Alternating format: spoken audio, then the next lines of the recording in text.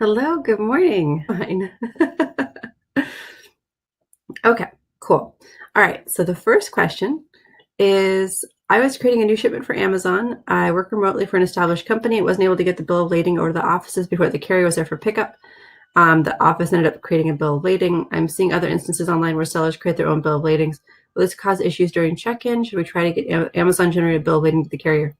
The only real problem with using a bill of lading that you created versus the one that Amazon created is that if anything gets lost or damaged along the way, then you might have a harder time getting reimbursed for it. Otherwise, as long as it makes it to the carrier and they can arrange the drop off with Amazon, then you're fine. The biggest problem that I see is that if you don't use Amazon's system the whole way, then they sometimes will find reasons not to reimburse you. But that's really the only thing that's really of concern, is making sure that you get yourself positioned to where if there's water damage or fire damage or heaven forbid that situation that happened a few weeks ago where the Prime Air plane, one of the Atlas planes, if I recall correctly, crashed in Texas, and all the packages were gone. You've got to be able to prove that you went through Amazon's system and that they're then responsible to replace the lost or damaged goods. Okay. All right. Any advice on how to get items that were clearly damaged at the FC or in transit, but classified as customer damage or defective reimbursed? I have at least 10 cases of this one that is egregious. Yeah, so with this one, it's the same exact problem, is you have to make sure that you're clear that it was in their custody and they were the ones who caused it. So there's certain things that they will automatically kind of set as reimbursable that's customer damaged when it comes back into the FC. If they decide when it comes back into the FC that it wasn't reimbursable, it's really difficult to get them to approve for customer damage. It's kind of hit or miss whether they'll actually approve that upon receive. So if you get that, then that's good. It's really hard to get it afterwards though. So for example, if you can see that something was damaged between FCs, it may or may not be approved. It really depends, depending on your packaging. So if the packaging was considered sufficient, then they'll often reimburse you, like if it was clearly like smashed, the whole thing was smashed to bits.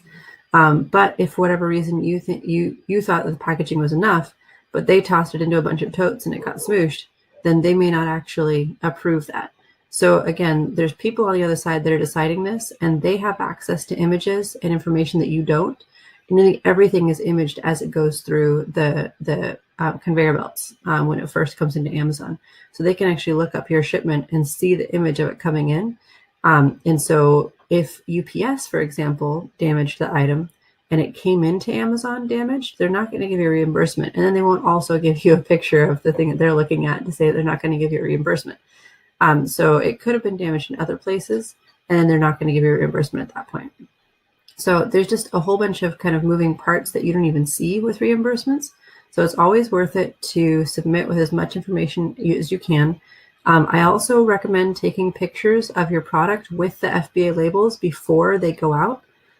So before they even go out to Amazon, and just save those in your Google storage or your Dropbox, whatever. I mean, Dropbox are more expensive to store in, but save in like your Google storage and just mark it as that is the last step in your process, is to take a picture of the products before they go out.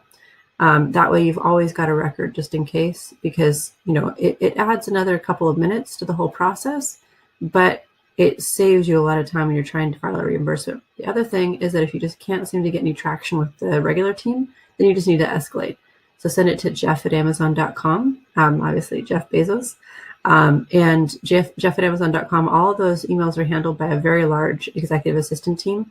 And what they do is they funnel it to the right teams. If it's something like this, it would go to ESR, which is Executive Seller Relations, and they would then handle making sure that your case got reviewed properly. Now, they may properly review and decide you don't get anything, but at least you'll have gotten something that was reviewed outside of one of the ops centers offshore. Okay, so let's see. There was a free tool that would check every day how many units a competitor has in stock with the 999 method. Can you recommend a similar tool? Doing it manually is not an option since there's 25 plus variations. Honestly, I have never used one of these tools because I honestly don't care. One of the things that I watch Shark Tank on a regular basis, especially since Hulu put the whole series on. They used to just do like the most recent 5 episodes and like one from a previous season, but they put the whole thing on. So I've been binge watching it, and I think I'm almost on a season 4 now. And one of the things that I had seen when I forget the founder's name, but when the founder of Spanx came on, they were talking about when someone came in, they were talking about getting knocked off. And the founder of Spanx said, if you spend too much time thinking about your competition, you're going to lose. And the reason being is because if you spend that much of your mind share of your time thinking about what your competition is doing, you're not going to be thinking about the new innovative product that you could be putting out there. And if you don't have an innovative product, if your whole business is just based on beating your competition, then it's not a long-term sustainable business. So when I look at stuff like this and how people get kind of obsessive about it, my question is, what does that do to advance your business? How is that helping you to grow? Because to me, like whether or not a competitor has stock, okay, that's fine. What does that help you in your business? Does it help you because they're going to go out of stock and then you can make more money? Or are you making a better product that people want to buy anyway? So I don't use any tools like that. So I don't have any to recommend. I'm sorry. Okay. What's your take on the vendor chaos right now? So this has been super interesting. This whole process of the vendor POs being shut down, of people freaking out, of Amazon sending out emails that say, oh, don't worry, all your POs will be back soon. I don't believe their POs will be back soon, just to be honest about my opinion. Now, I don't know what's happening on the back, and there are plenty of times where Amazon has messed something up and then had to backtrack and fix it. But 2 weeks in a row seems pretty clear that they're making changes. Usually if something like this were to happen on a Monday and none of the POs went out, there would have been some sort of, high severity ticket that went out and they would have gotten fixed and POs would have gone out the next day. Amazon cares about getting the product in on time. And the fact that the vendors who got the cancellations or didn't get the POs were all fairly small, from what we can tell, just for how people are sharing that information on LinkedIn or on Facebook. It seems to indicate that Amazon's made a very specific decision based on profitability, which totally makes sense.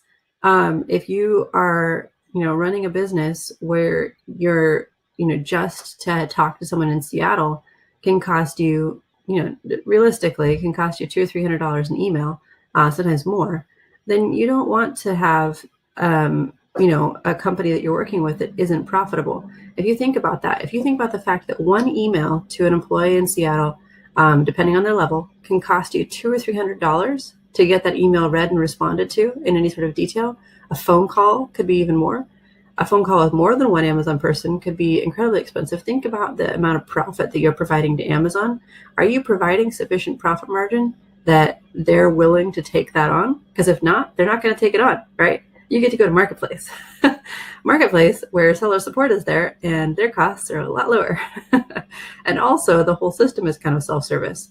I mean, I say self-service in a kind of self-deprecating way because I haven't met very many people who are in traditional businesses who come to Marketplace and are like, oh, I totally get how Seller Central works. That's not been a thing that I've seen anyway. So my basic take is that it looks like Amazon's making an additional profit move. They've been turning off POs for vendors for years that didn't make money. It just seems like it was all at once for a lot of people who weren't expecting it. So they would just basically change their thresholds in some way. But 2 weeks in a row seems pretty clear that it's not a mistake. I would have expected that if there was a real mistake, it would have been fixed within a week, not 2 weeks in a row. So that's just my opinion. No one really knows what's going on right now, and no one should say that Amazon is moving to this platform or doing that thing. What it really drives home is that if you're only a vendor on Amazon, they may choose to stop doing business with you at any time. Everyone already knew this about Walmart, right? Walmart could find somebody else at any time. They already knew that. They were already wary of a relationship with Walmart. Now they're doing the same thing with Amazon, as they should. So my suggestion to any vendor who's stuck in this little loop here is go on a marketplace. I promise you'll like it. The water is fine. All right, can you help me clarify this? I just watched a video on Seller Tradecraft where they talk about indexing and relevancy and how to affect that on older products. So my question is, I have a 10-month-old product that has never ranked well for my top 5 to 7 keywords, and I'm trying to revive it. So would I need to wipe the listing down and then put the copy back after 4 to 5 hours and then go hard on PPC and maybe launch simultaneously for the main keywords? Would that finally help me rank faster for top 5? Keep in mind, I've never been being ranked for those 5 to 7 positions past position 12. Thanks. Okay, so first thing to say about this is that when you decide what your top ranking keywords are, you might be wrong. Sometimes the keywords that you rank best for are not the ones that you think you should be ranking best for. So basic step-by-step, first thing, any major changes to your listing will result in a reindexing. So you don't have to wipe anything and then re-add it. You can just change your title significantly and change your bullets significantly. That means more than like an and or an or. You need to change multiple words and then save, and it'll reindex. So at the same time as you've done that, then run advertising for a vast variety of keywords. Use Helium 10 or Scope or Jungle Scout or something to find a big, broad variety of keywords. You can also use merchant words to get a bunch of additional versions of those words, and then like literally spam like 300 different keywords, and then make sure you've got enough budget to support that. Make sure you're bidding high, and then let it go for like a week, maybe 2 weeks. You may find that the keywords that you thought that you should be ranking for are not the keywords that you are actually ranking for. That's the reason why we generally try not to say, all right, here's our top 5 ranking keywords, because you don't know yet at first. Like there's no way to really know. And I found the reason why I'm so cautious about saying these are the best keywords, because we've done this multiple times, and the keywords that end up being just real winners for clients are often not the ones that they thought they would be ranking for. And sometimes it's really weird stuff. So for example, one of the top keywords for one of my clients they make a decent amount of money each month just off of advertising for this, and they're ranking for it when you test and search, is a product where instead of shoe, because they're in the shoe category, people are searching for show. And it's just because the E is next to the W. But show is a real word. And so Amazon doesn't fix your misspelling. If it's not a real word, then Amazon will actually fix misspellings, and then it gets indexed for the correct spelling. But because show is a real word, it actually shows as show. And so they actually are able to rank for a keyword phrase that includes show instead of shoe for their product in the shoe category. And that is just fantastic, right? Because most people are not thinking about the word show in relationship with the shoes they sell. So just think about how you wouldn't have thought of that unless you went through some sort of reverse ASIN lookup tool to see what other people ranked for, and then put that on your own product. So go into it with a lot more open of a mind. A lot of people go into this assuming what the data will be instead of letting the data tell them what the data is. So that's what I would suggest, is make major changes to your listing and then open up your PPC budget and bids to where you can see exactly what you're ranking for most effectively. And then push those. The other thing is that you may not want to rank for the top 5 anyway, because those are very competitive for your product, especially if you're doing something new or something where it hasn't ranked very well before. You may want to choose secondary keywords to be number 1 on. If you can get your product to be number 1 or number 2 on a broad variety of secondary keywords, you can be a lot more successful than if you're fighting to hit position 12 on page 1. Okay. All right. Follow-up question from Tandy. One vendor testing. Who knows? No one's saying anything at Amazon, and any speculation on this side, by the way, any speculation, unless they have an inside source at Amazon, they're willing to disclose that they have an inside source. Anyone who's speculating right now is doing exactly that. And personally, I think you should say you're speculating because it's not fair for people who are in this space, people who are consultants or people who are experts in the space, to be saying what Amazon is doing as though it's fact unless they actually know. Then they need to declare that they actually know, because it's just not fair to people. It's just, there's so much that could be writing on this for a lot of businesses, and speculation is not helpful. Kathy says, What suspension email were you talking about in your response to my question, Rachel? In the response to the in the Facebook group, there was actually a suspension email that went out on the date of the date that they said that everything would be shut down for Germany, and there was a suspension email that went out and said you are no longer allowed to sell until you provide your VAT registration. So if you didn't get that, then you may have gotten the request in error too. That's kind of weird that you got that. You don't even sell. The only people who got the suspension message that I saw were people who actually had listings in DE. Okay, next question. Keywords. I've heard that I shouldn't repeat, only put a given keyword in the title or bullets or backend keywords. Is this correct? Or are there certain cases where a keyword should be repeated? Keep in mind that keywords are keyword phrases, not just keywords. So if you have a keyword phrase that you're trying to rank for, such as pregnancy pillow. I did this in a challenge and was explaining this to folks. So pregnancy pillow is what you want to rank for. Your title says pregnancy pillow, but you also know that maternity body pillow is a pretty good search term.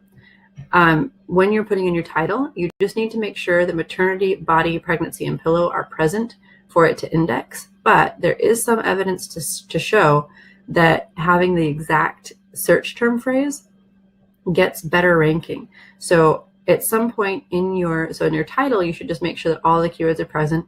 In the bullets, I would suggest making sure that you actually include a phrase that says maternity body pillow, pillow for maternity, pregnancy body pillow, prego body pillow for hips and neck, and actually just repeat the exact phrases in your bullets. And it can get kind of repetitive a little bit to do that. But from what we've been able to see, having an exact match keyword actually really helps with indexing.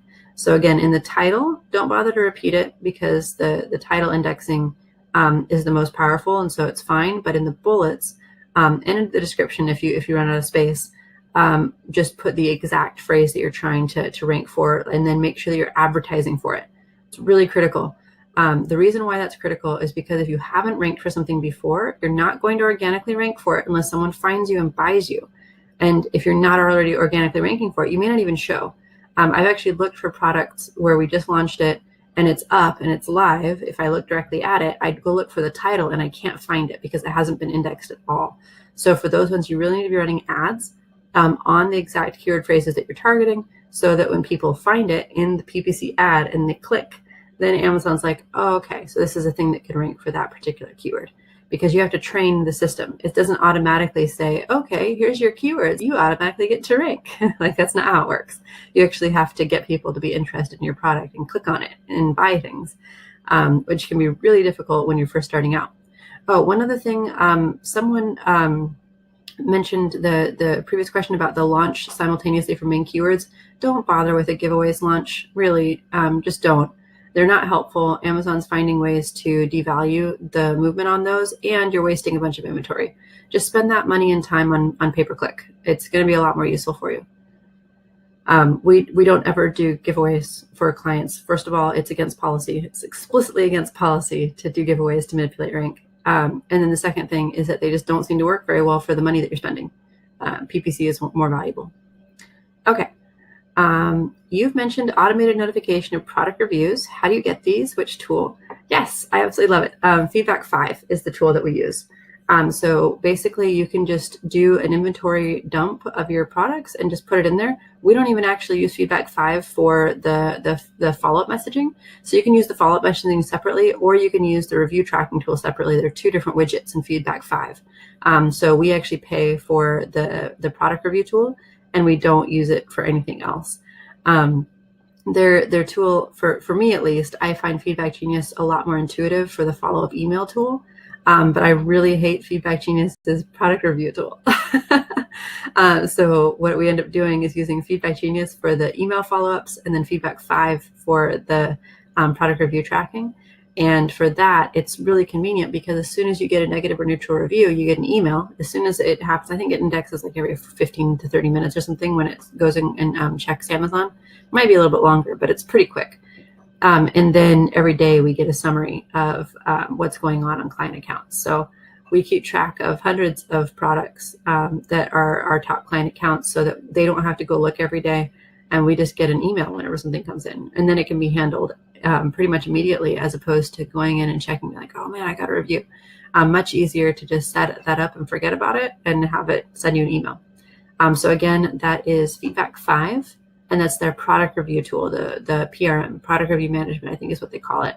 And you can buy a plan per number of ASINs that you track. And so it's completely separate, again, from the follow-up tool.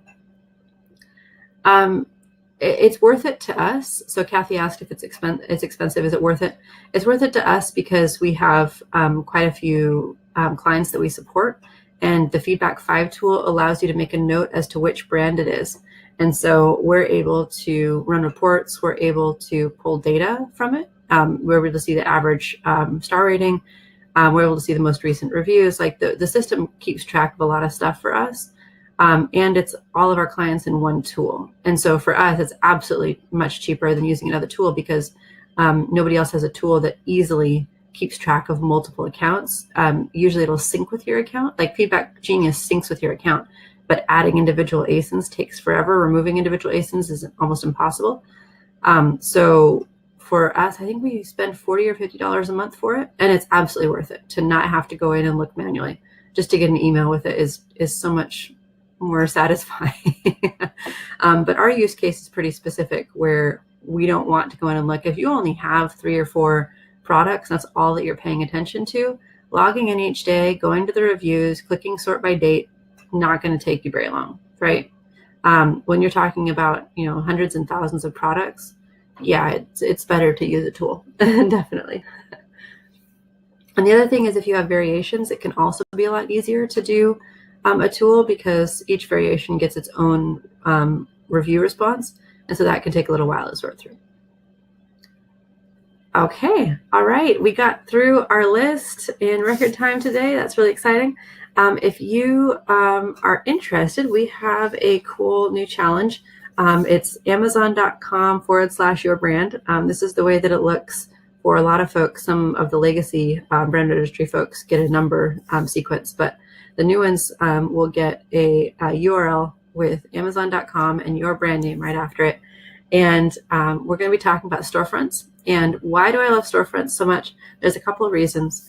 The first one is that you can tell a story and do a landing page approach within Amazon, which is pretty cool. The other reason is that when it's your storefront and someone clicks add to cart, they're buying from you. They're not buying from anybody else. So this has been helpful with a couple of clients who have been struggling with distribution. We get sales directly off the storefront. The other thing that's really helpful is that you can actually see what messaging is working for Amazon sellers. So you can test out different landing pages and send traffic to each one and see which one is most resonating with customers, which one is actually getting sales, and then go back in and change your detail page, because you don't get that data on your detail page, right? But you can put a lot of the same data on your storefront, see which one converts better, and go for that. Like if you're not sure if kind of an ecological pitch or maybe, a cost-based pitch makes the most sense for why someone should buy your product, make 2 different pages, send ads to it, and see what happens. There's a lot of ways that you can actually do A/B testing on storefronts that you can't do on pages. And then the last thing is that you actually get some pretty decent metrics on storefronts now. When it first started out, I just told you how many people showed up to your storefront. Woo! That's exciting. Now you actually get to see the value of each customer who comes. You get to actually tag things. So if you've got an influencer, you can send them to a tagged post in your storefront and see who buys stuff from it. If you have an Instagram account, you can have the URL be an Instagram tagged URL. If you have a website and you want people to check out Amazon, you can tag that and see what kind of business you're getting from your website. You can actually track source traffic in the storefront, which you can't do anywhere else on Amazon, right? So there's a lot of really cool things about storefronts, and I'm really excited to share those with you and help you learn how to use them, because they're very helpful. And if you are considering getting into private label, but you are not getting a brand, I highly suggest that you prioritize getting a brand as quickly as possible and work with, we have a lawyer that we work with to get Mexico trademarks.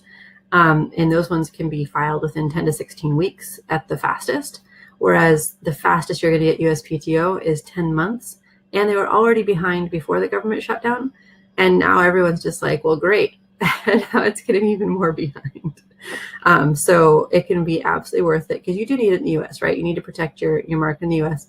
But if you can get it in Mexico first, you can get access to all these cool brand tools like storefronts and sponsored brands ads and display ads and enhanced brand content and videos. There's a ton of stuff that's available to brand registered sellers, and retail analytics is now coming to brand registered sellers. It's still in beta for certain folks. It's not for everybody yet, but there's just some really cool stuff they're bringing over to brand registered sellers. And so even if you don't have a brand, it still may be worth it to you to do that, so you can make your own bundles and put those up and have a brand for it, right? So if you do anything where you create